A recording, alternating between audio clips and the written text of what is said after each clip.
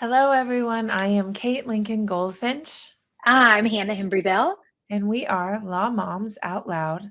We help lawyer moms Woohoo! grow as lawyers, moms, and people, and we are coming at you today with a lounge show, which we have a blast on these shows because we just chat with y'all about all the things we've got going on in our heads and our hearts, which is always a lot. Oof. I know. Whenever we talk about hey, doing a lounge, and what are we going to talk about? Download everything inside of our heads. Oh my goodness. Oh my gosh, it will come up. And it was interesting though, because like leading up until this session, I was telling Hannah right before this, I did a flu vaccine today, a COVID vaccine. Both of us happened to get lymphatic massage drainage, whatever today. And so it's one of those moments where I'm like very like ooh, low energy, but I'm gonna pick it up for this show. I'm gonna find myself. All right, Katie, you just be who you don't have to pick up anything for us. You just be what you are and what you got. I mean, so we can talk a second about this lymphatic drainage, whatever. Okay. So let's just take a second on that. So I had gotten it in my head too. Oh, I don't know, a couple months ago or whatever about the lymph system, right? All these little like booga booga things all over your whole body that I mean, very technically, I think it moves all your body juices around. We're medical professionals, everybody. Clearly. What was it on the breast cancer awareness one? I'm like, what is radiation? So anyway, I think it moves all your booga wooga juices around in your body and helps basically with inflammation, is what I understand. And so I got it in my head, and sometimes I get these things in my head and I just follow my feet, I call it, and do it. And so I got this vibration plate, which Kate, you already have this. And it's this thing. I wonder if I can like pick it up and show y'all. Um, Don't hurt your back. That thing's heavy. it's heavy. I know. Oh gosh, Lord. Props. Show and tell. Okay, so it's this, y'all. So this, and it's heavy. So I'm like, oh. This little deal here, what it does is it seems like it's fake news, okay? Because you stand on it and you go like Yeah. you definitely would not want to be naked standing on that thing because everything's bouge shaking around like this. And the idea, theoretically, I think sometimes people were probably trying to sell it as like you're going to get skinny doing this. I mean, the idea that you can stand on a thing that shakes you around and that's going to make you skinnier to me is really like in and of itself stupid. So clearly that, I mean, I don't think that's true, or everybody would just stand on those things all the time. Agreed. But the idea is it shakes all your booga booga juices with your lymph, your lymph drainage, whatever stuff. Okay. You're supposed to stand on it 10 minutes a day. Well, I brought it up to the office. I'm at my office right now because at home I was never doing it. It was down in the garage where my little treadmill is. And I was never like going to then take 10 minutes to shake out booga booga juices at the end. And so I brought it up here earlier today. I was on a call with a lawyer and he was like, Anna, are you okay? I just heard your voice shake and quiver. Like, do you need a minute? Are you really stressed out? And I'm like, okay, gig is up. I'm So you standing were on doing my it on a call? Oh, that's awesome. I tried it on a Zoom and I was like, nope, you can definitely see. yeah, not on the Zoom. But I was doing it on that. So anyway, so the other part of this, so that's like what you're supposed to do every day for 10 minutes. And then that shakes everything loose and you have less inflammation and I don't know, bad stuff goes out. And then this other thing that Kate and I found was this Austin lymph something or another. This lady in there. Okay, so here's the deal. You go for this lymph massage. And I'm picturing in my head that because I had the idea on the weekend and then there was an 8 o'clock on Monday morning or something like that, like right away. Like, okay, sure, I'll go do that. She has some cancellation. And I'm picturing a massage. So I'm in my brain like, ooh, I'm going to start my week out with a big massage. I'm going to feel all chilled. I am so special. It is not like that. No. It is like tippy tap, like this lady tippy tappies on your skin, like push here and push there, and like this kind of moves your hands. And I don't know. Allegedly, things are occurring for me personally. When I left, I'm sort of like, okay, but she was like, oh, in this random weird spot on your arm, you have a lot of extra liquid here, and it needs more draining things. So I don't know. That's I that. had I the don't same know. experience. I mean, I didn't have the expectation because you had told me. I don't remember how you described it, but you definitely described it as not like a massage.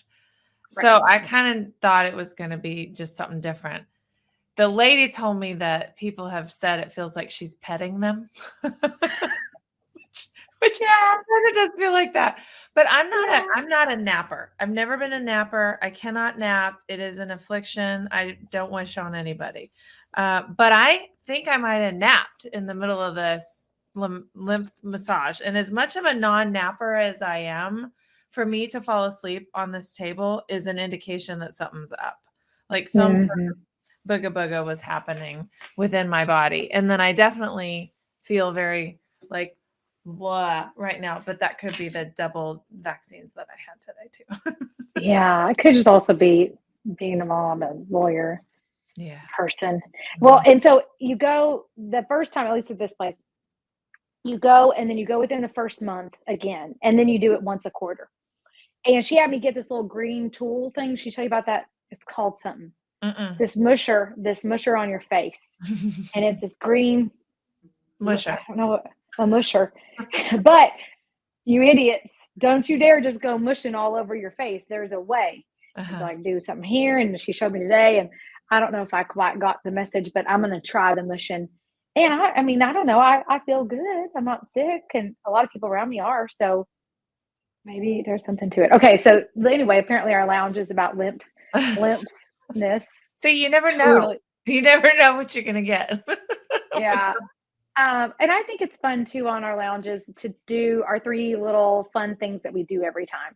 So if everybody remembers, we talk about our dominant thought of the week. We talk about what we're reading, and then we give ourselves gold stars. We've yet to meet a week where we didn't have some sort of a gold star. So perhaps you at home could be thinking of your gold star and what thing you'd be giving yourself to. So dominant thought to kick us off. Kate, do you have a dominant thought this week?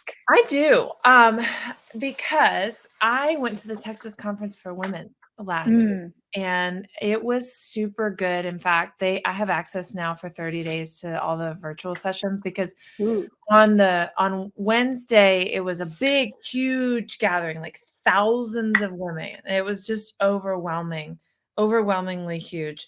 And they had 3 keynote speakers, everybody in the same room. The first woman was Sadal Neely, who is she's a hybrid work researcher person, and she talked about hybrid work. The second guy was Chef Jose Andres, who does a lot of like projects to feed the poor and just a good, humanitarian. And then the third keynote speaker was Brene Brown. Yeah. We love Brene. The night before I had gone to see Jen Hatmaker, and she described Brene Brown as the Queen of Texas. Yeah, I vote yes. If she's the queen, Jen's like the princess. Yes, for sure. It was a good 1-2 punch for me that Tuesday, Wednesday. Jen Hatmaker, Brene Brown. And Brene Brown was like off of a 6-month sabbatical. So she took a sabbatical. She gave her team a lot of time off and just spent months resting and reflecting.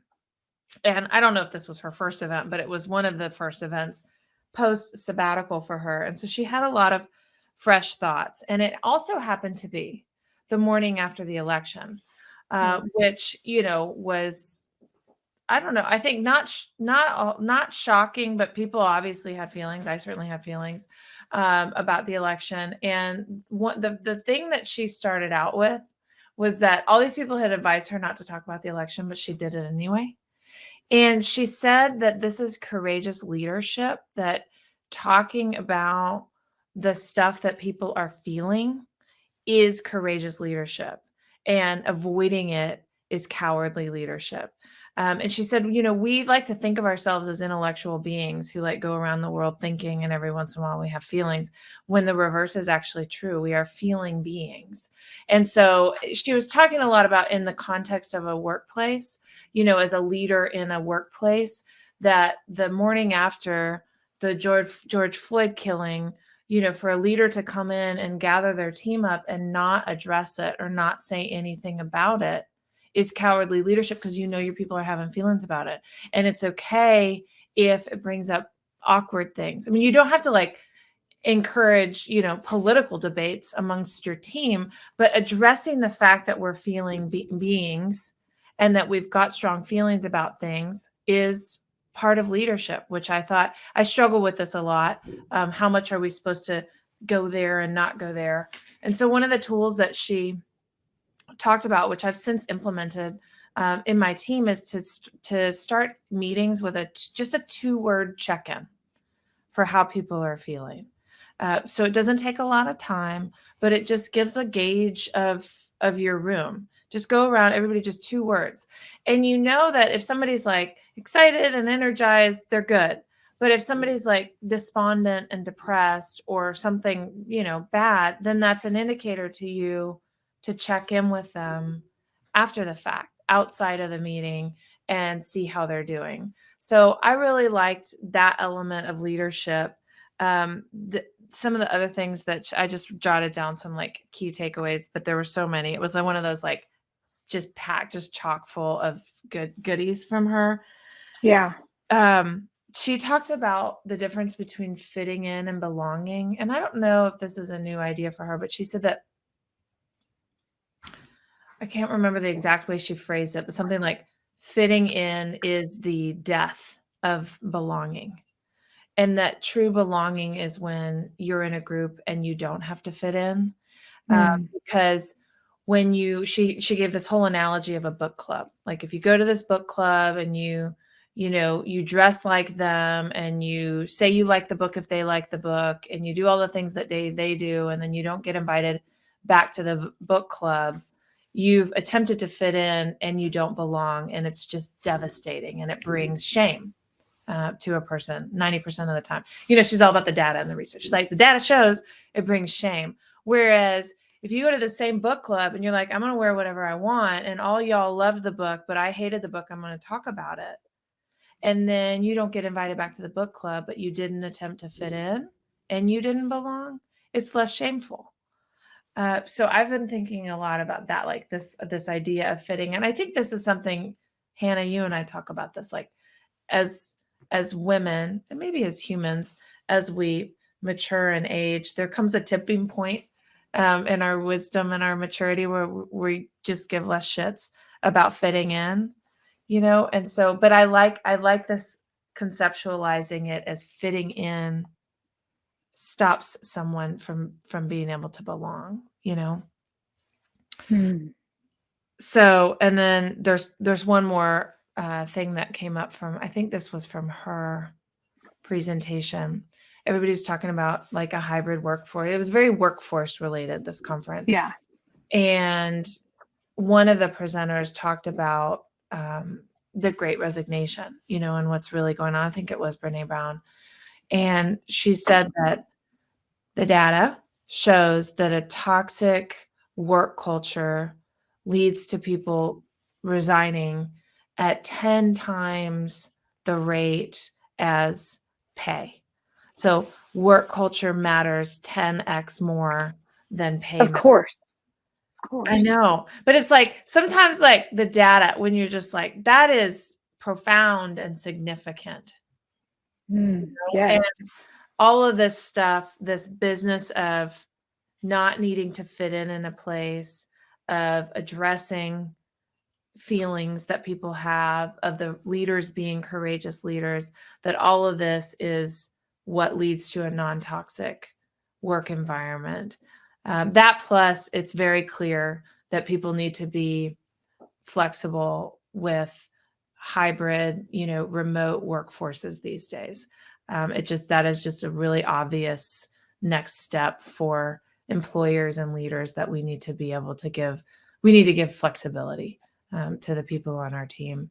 And it seems like hybrid is more the way to go than fully remote, fully in the office. But man, I could go on for hours, and I want to hear what your dominant thought is.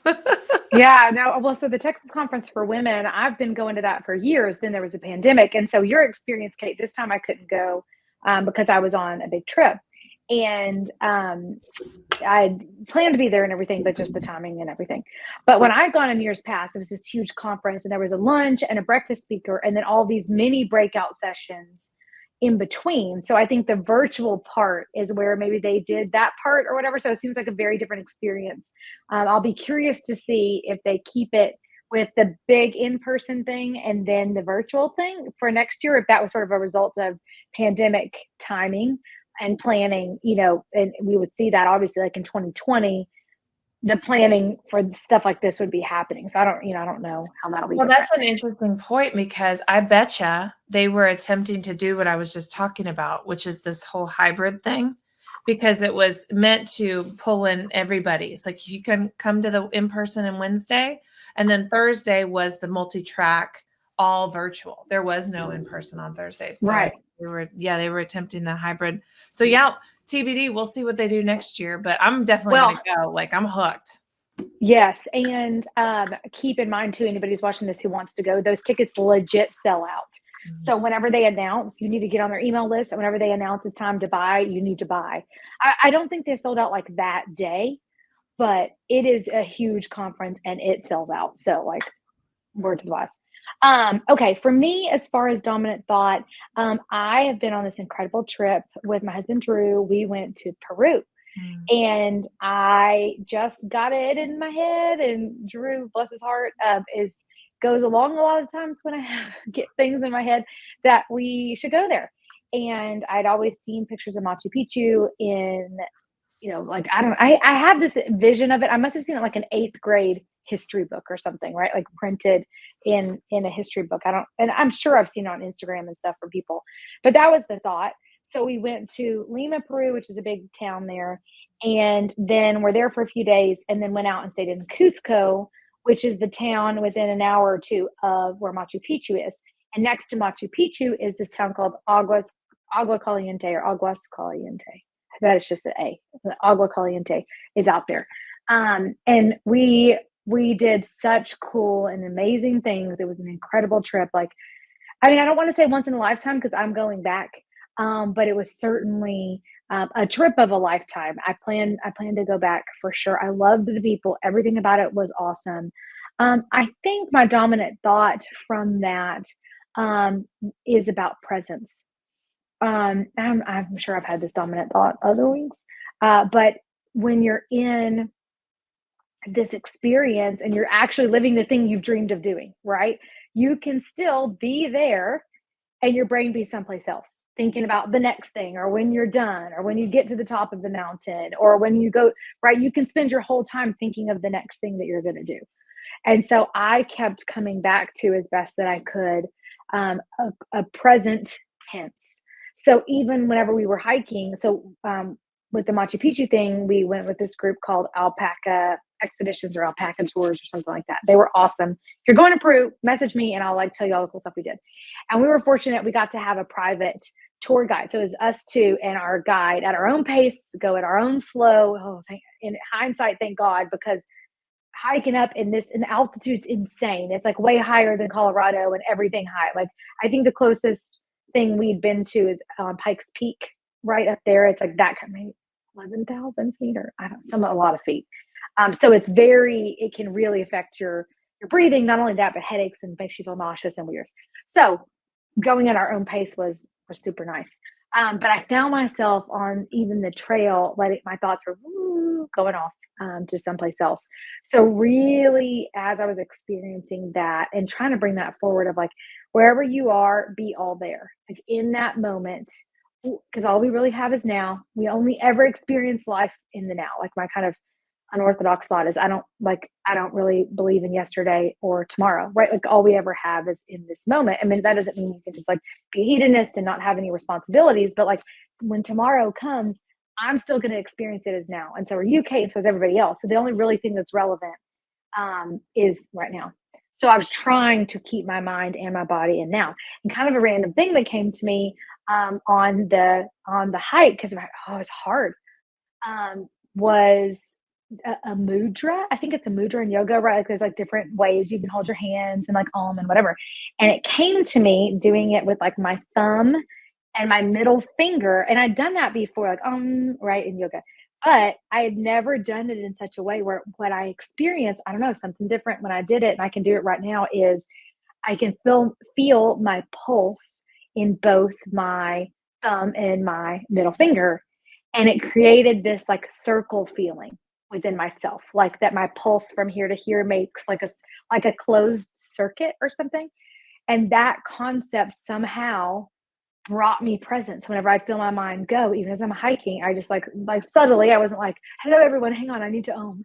I didn't do that. I didn't say ohm or anything, but just pulling my fingers like that, even right now as I do it and feel my own pulse helps bring me into the moment. So little tip, I don't know if it can work for you. And maybe there's other mudra things. I know zero more. That is the entirety of all that I know. But it helped bring me present. So that's one of the things I'm trying to bring forward now that I'm back. And what I was thinking about, wherever you are, be all there. I made a little video for the firm about holidays and stuff because they're coming up with kids and people getting divorced, and that's one of my 3 tips. Wherever you are, be all there, because that's all you have, or you miss it. Other 2 tips. Oh, the other 2 tips for holidays with divorced people. The first one was dust off your order. So like find out what are the rules, when are you gonna have the kids and all that. You may think you know, but you've probably forgotten. The second thing was to do, what was the second thing? Oh, be flexible and, say yes when possible. If somebody wants an accommodation or something, like try to give in where possible. You may need the accommodation next year. And then to wherever you are, be present, wherever you are, be all there, especially your first year doing it, because all of your traditions are going to be different. And if you let yourself, you can sit around and just cry about you don't have your kids for Christmas morning. And it may not be or you may not have them if you, in Texas anyway, generally speaking, if you have them for Christmas, you won't have them for Thanksgiving and vice versa. And when you've been a mom or a dad and maybe your kids are 10 years old and for 10 years, you woke up with them on Christmas morning and seen all the presents. And the first time you don't, that'll knock you on your honey. But the point is there's an after to that, right? You'll make a new tradition. This is your new normal. The first time's hard, but if you see it coming, right? I see that storm a-coming is how I think of it. See the storm, it's coming. Let it pass over and through and go on about its way. Every storm runs out of rain. And you will feel better and you will be okay. So like my best advice, I didn't mean to turn this into that, but would be to have some new plan in place. What you don't want to do is sit at home, like by yourself. If you don't have family, if family is not an option for you to go to, or that's like a different kind of trigger, go to your best friend's house, go to some other friends. Sometimes, like I know in Austin, I've seen, I think even on the Law Moms group, where like, hey, who's single and want somewhere to go for Christmas? Like, let's get together, make a plan. Because it is that first time it is rough stuff. The first go round, it's probably, it's up there on the hardest things you're going to do is that first set of holidays when it's not the same, especially if some part of you has not acknowledged or like thought about that yet. It's hard. But then, you can just be eventually later, like it's Christmas morning. It is not 6 a.m. with a bunch of kids at my door wondering when am I open presents. I can wake up at 9 a.m. and have some coffee, maybe a mimosa, watch a Christmas movie. So it's just different. But if you spend your time wishing it was like it was, well, then you don't get to make anything new. You're not enjoying yourself. Probably you're going to make yourself miserable and then put that on your kids when they get back. You will. So anyway, there's my pro there. You can just skip the video, everybody. Well, you have it all now. Sending all you moms and dads, but particularly the mamas, because we are, Law Moms Out Loud after all y'all love who are doing your first holidays in a different way with your kids post-divorce. It'll be okay. It really will. It really will get better. It gets better. Every year it gets better. And eventually, especially when you split that Christmas break, and if your kids are gone for one half and home for one half, it's a really good time to take a trip to half where you don't got your kids. Because they're with their other parent and it's the holiday and it's easier to take time off from work and just that's a good time to go down to Mexico if you ask me. So do that. All right, Kate, what are we reading? I'll go first on this one. Okay, you go. Have The Alchemist by Paulo Coelho. He is a Brazilian, I think, right? Brazilian. Is he Brazilian? Rio. Yes. I know my au pair, who's the best ever, Joao, he is from Brazil. So I was talking to him about this. This little book, y'all, it is top that I've ever read ever. And I've read a decent number of books. It is an allegory. So if you like fantasy things, like if you like Harry Potter, if you like Lord of the Rings, if you like a tale, if you like fables, that kind of thing, you're going to like it, right? If you look at this and like, hey, this is a self-help book. I mean, no, it's not like that. It's a story with some super, I mean, and you can, if you're watching this, you can see, I mean, I've just like written Notes all over it. Mhm. And I earmarked some of the pages. Like, it was so good. I need to come back to this. And I stuck it. So what's so interesting for me about this little book is that I had it in my bag for months. I carried this little thing around just to have a book. I like to try to have a book with me. You never know. And I'd had this book forever, and it came to me. I just pulled it out one day. I needed a book to read, and it was just hit me at just the right moment. Like this one in particular. And I think it's about connecting to the universe and spirit, source, God, whatever you want to call it. And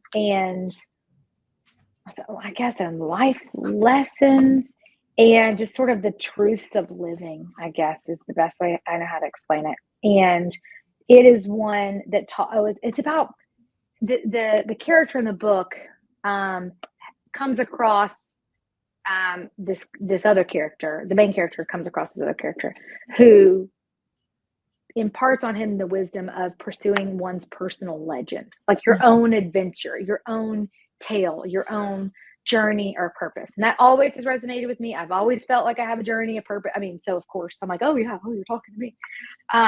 And then the main character sets out on his journey, on his personal legend. Along the way, different things try to stop him.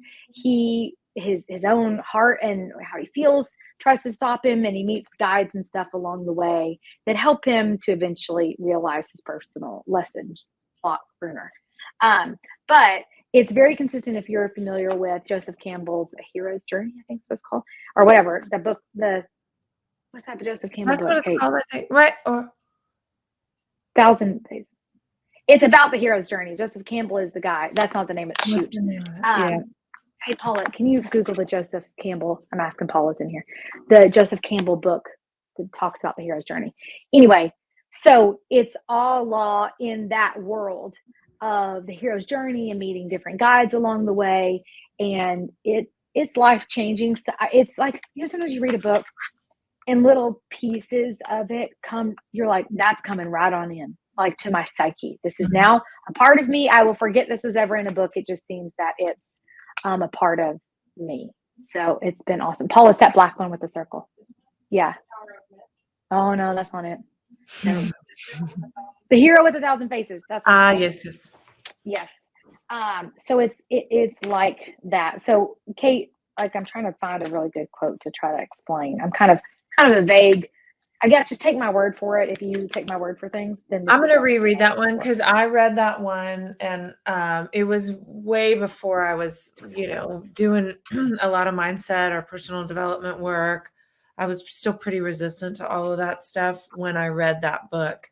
And so I found it inspiring. I did not find it earth-shattering at that time, but that's because of who I was then. I'm certain that if I read it again, it'll look like yours. It'll be dog-eared and underlined all over the place. So yeah, well, I mean, I think it's one of those where you have to pick it up at the right time.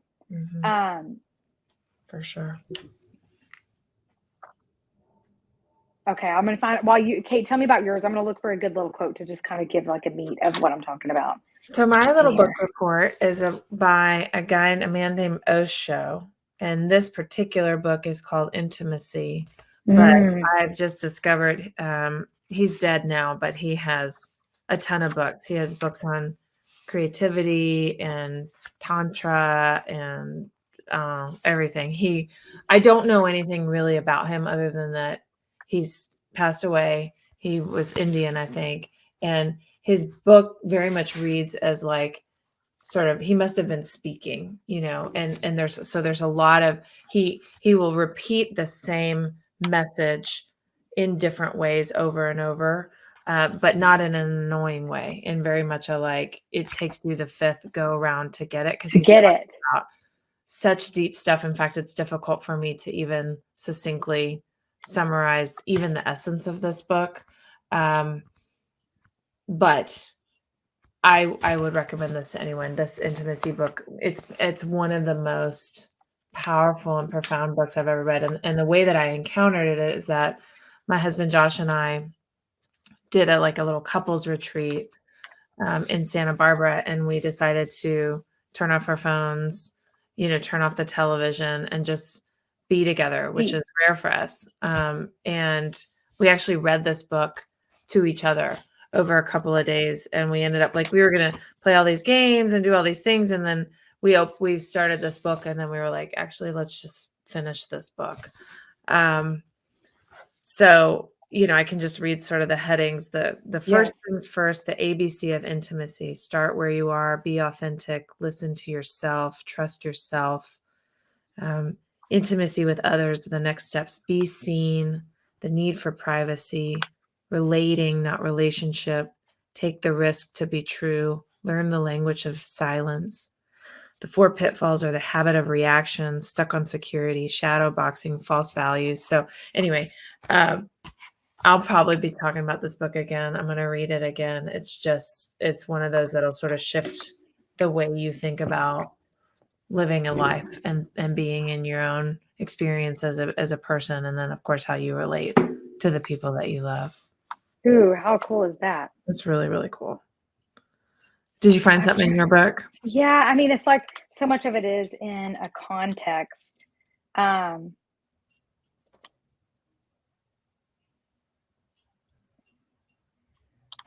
We're both sort of doing the same things. And I was like, in our books. Like, ooh, there's such good stuff. I mean, here's It's the one same deal though with your book and my book. Both of these are you can't really just pull a quote and have it express the profundity, is that the word, of the book. It's like that was a real thesaurus good word. Good job, Katie. That was a good thesaurus word, profundity. Oh, thank you. I don't know if I made it up. I mean, I didn't make it up. I know it's an actual word, but profoundness is what I meant to say. I don't know if profundity means that or not. Well, here's one little bit. I mean, you've heard this quote about how when you set out on your purpose, whatever, the whole universe conspires to help you achieve it. Yeah. It's in here, right? I think that might even be an Emerson or something. But here's one little bit where the character had been very scared with something that happened. He was very scared, and he made this big wager, this big bet that would either make him very successful or cost him his life. And he said it was a frightening bet. But he had been making risky bets ever since the day he had sold his sheep to pursue his personal legend. And as the camel driver had said, to die tomorrow was no worse than dying on any other day. Every day was there to be lived or to mark one's departure from this world. Everything depended on one word, maktub, which I think is let it be so. Something like that was meant to be. This word that means it's going to be what it's going to be. So just this notion of every day is meant to be lived or died, one or the other. So just to kind of go all in. So very, very consistent with my let's go. So, okay, Katie, gold stars. What we got this week? What you got? Y'all, I completed a retreat for that. Mine is in the lawyer category. For the attorneys at my law firm and a couple of key leaders at the law firm. And we all went to the Conference for Women. Then we went to this little bed and breakfast, and we did the virtual conference together. We did spa treatments. We did a photo shoot. We had a gratitude circle, and we bonded and connected, and it was wonderful. And so, I don't know, deeply connecting for us. And we are a primarily virtual team with people all over the world working. And so we brought everyone in together and just being together and talking about some of the, the issues and the hurdles that we experienced together as a team, and brainstorming and just hanging out was so important. It's really easy to just not do that stuff because we get so busy, but bringing people together to just spend some time together is really critical. And, it took a lot of resources to make it happen, but it was worth it. And I'm really glad that it happened. And I'm really impressed by the people that I work with. My team is just awesome. And I feel very blessed and grateful to be on an important mission with such fantastic people. It's just really a blessing, and I'm so glad about it. Yes. Oh, I love that. We did our retreat. I think I talked about that recently. Like we did our farm retreat. It was the best. Yeah. So I'm glad y'all had a good time too. My gold star is my trip in going to this wild, different place, like totally different. But the main part was I was able to totally unplug from the law firm for at least 2 of the days. Like I didn't check my email. The team Yay. was so awesome and very, very on top of it. Nobody needed me for anything. And they even like started group texts without me so that I wouldn't be distracted while I was hiking Machu Picchu and that very special thing and worried about, just different stuff at the office. So my gold star was a couple days totally unplugged from work things, and definitely helped me end well and come back refreshed and like ready to rumble for the rest of the year. So, Yeah. I think a November reset to finish strong is probably good for me. You're getting kind of towards the end. Like, okay, here we go. I'm excited because we're about a month out from the Law Moms retreat. Woo, it's coming. We are on the way. I think we may have like one spot left. Somebody had to cancel because of trial or something. So if anybody is watching and interested in coming, reach out to us. I think we have one spot left. If you want to try to snag it before it's gone, we would love to have you. But anyway, I think that's my gold star. Yeah, congratulations. Yes, I'm really excited about the retreat coming up. We've got some super excellent programming and lots of downtime scheduled. And also Hannah and I are sort of getting our CLE circuit kicked off. We got some CLEs coming up, and I'm excited about that. We'll be talking a lot about a lot of the stuff that we just shared about, this idea of how to be a fulfilled human in life that is separate and apart and distinct from your identity as a lawyer. So, and that goes in the attorney wellness category of ethics CLE credit. So how about that? Yeah, there we go. Look forward to seeing y'all out there. Well, thanks. It's been a fun lounge. Everybody have a great rest of your week, and we'll talk to you soon. See you soon. Bye, guys.